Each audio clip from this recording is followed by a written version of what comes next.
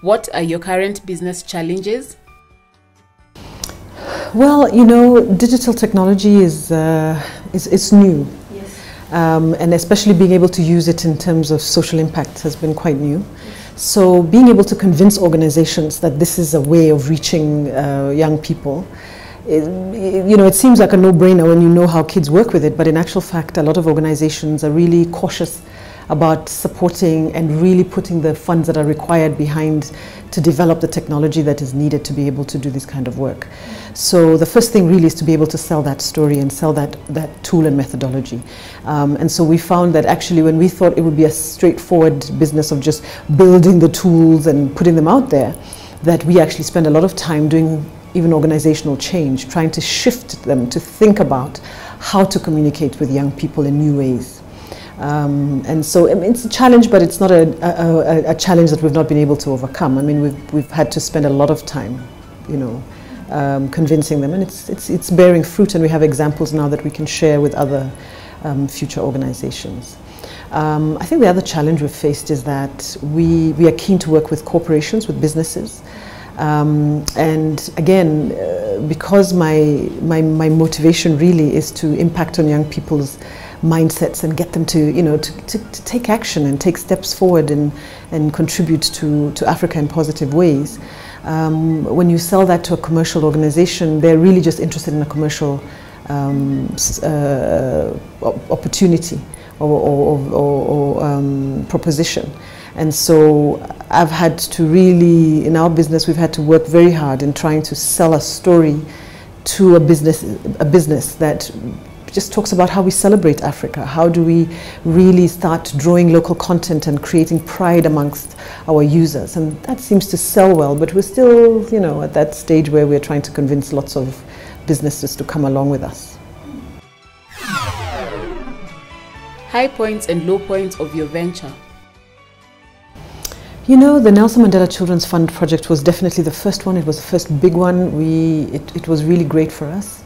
But I think even within it, the highest point really was the fact that we had a team of volunteers. We had 20 young volunteers that we called Mobi Champs, and they became the distribution arm of this project. And what I found was that really, without creating it as such, in the end, the Mobi Champs, as we called them, was a leadership model. They became the go-to kids in their community to really sort out problems of child protection. So you would, you know, a person in a neighbor, a person who's in trouble would quickly run to one of our Mobi Champs, and they had bright yellow vests with our logo and the campaign on their backs, so people could identify them, and they would run up to them and say, you know, my neighbor is having such and such a problem, so-and-so is being abused by her uncle, what do we do? And they had to then get to know, where are the services available? Where do we direct people? You know, what happens if this happens? Well, how do we advise you? And that has stayed with them, you know, even though it was just over a 2-3 month period, it has stayed with them. And those young people have now want to come back and continue to work with us, and they're saying, can we do this again? Some have gone to the US university. They come back for the summer, they're saying, can we work with you again? Because we believe really this was a highlight for us in terms of leadership training. So that for us was a really big high point. The program now that we are exploring with Safaricom is also a very big high point for us, because as a new organization in this area, it's risky. It's risky for them to decide, okay, we're going to step into this space with this small SMME that has got crazy ideas. But we sold the story, and I believe that they're excited about it, and so it is a high point. We now have to just go into execution, which I think is going to be a lot of fun as well. And we've been able to build a really exciting team in Kenya. They're all enthusiastic about it, and you know, just watching them just buy into the vision has been another very high point for me. Yeah, there's a few low moments. I mean, I think that's the reality of growing a business. You know, obviously from the start it's been quite difficult to. I had to spend a lot of time on working on myself to move from being an established professional UN development worker who was well established in my field. I'm known across Africa and even globally in terms of being a development professional. I have had to really make a huge leap from that to start from the start again as an SME. and start the story. And so initially I would say to people, oh, I'm building this business, and they would sort of just glaze over and look the other way. You know, and if I said, oh, I used to be with the UN, then they pay attention. But if I don't use the UN side of it, then they sort of don't know who I am. So the initial period was very difficult, convincing people that we really had a story worth backing.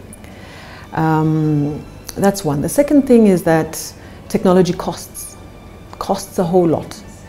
And like any business, you know, you bootstrap.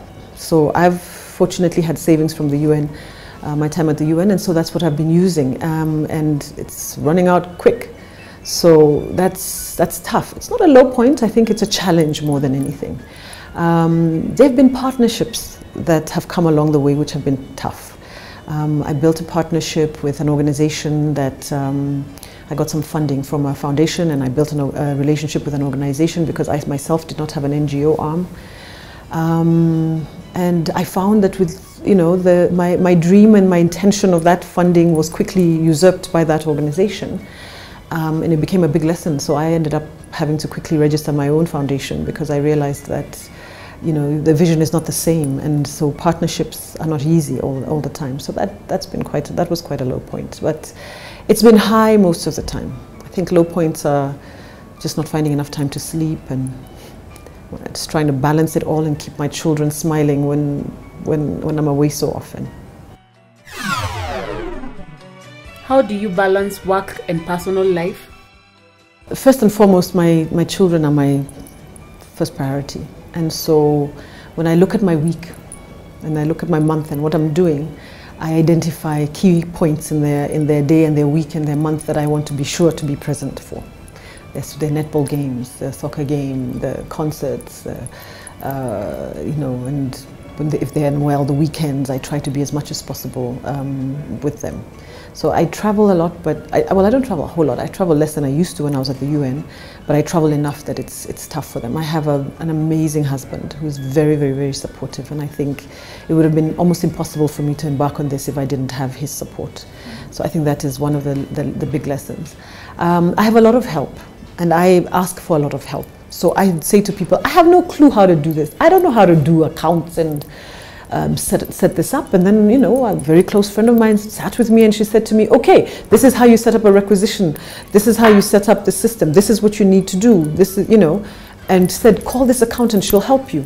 So that was step one. And when I got my first accountant's report, that was like a huge high for me, because I was like, great, I've been able to manage accounts, and got an A+ from the Nelson Mandela Children's Fund in terms of our grant funding. So that was a very big high, and it came from, you know, I sought help. I think you cannot shy away from asking people for help because you don't know it all. And I didn't know it. I've never been an entrepreneur before. I've watched my mother be an entrepreneur, but I've never been an entrepreneur before.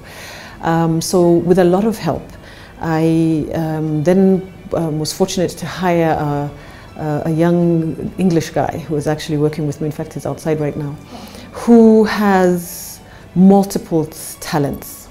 I mean, he understands technology, he understands the social agenda, he understands how to write proposals and how to work with numbers. So I've really been fortunate at this period of my startup to be able to work so closely with him. I also have another young man in South Africa I work with who works very closely with young people. He understands them well, he works closely with them. And so, you know, you have to lean on other people, you know. Come to Kenya, working on the Safaricom project in Kenya, identified young people, and, you know, I'm convinced that God is with me on this because he keeps helping me to find the right kinds of people. You know, people who are inspired by the vision, who are excited about the work, who, you know, and have the skill to do it. So I think really it's just a question of moving with faith and just keep moving and just keep moving. I mean, there are times when I'm like, oh God, I feel like going under the table and hiding, and maybe it's easier to just go back into the UN. But I'm convinced that this journey is going somewhere, and in a few years down the road, we'll be able to count a few million young people whose mindsets have shifted and are really trying to create real solutions in Africa.